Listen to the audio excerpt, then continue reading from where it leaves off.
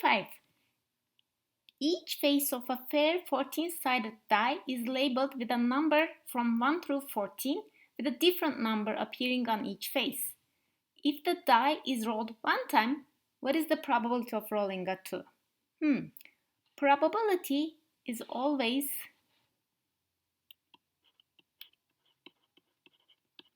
the number of favorable outcomes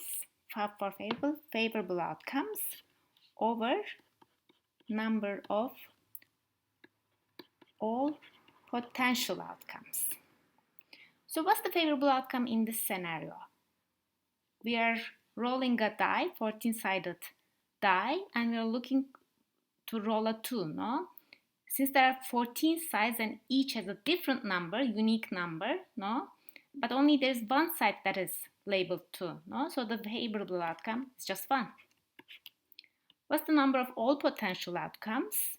Well, because this is a fair die, any one of the sides could have just come out to be a roll, no? So any side is equally likely, so we have 4 potential outcomes. So the probability we are looking at is simply 1 over 14, and that is choice A, and we're done.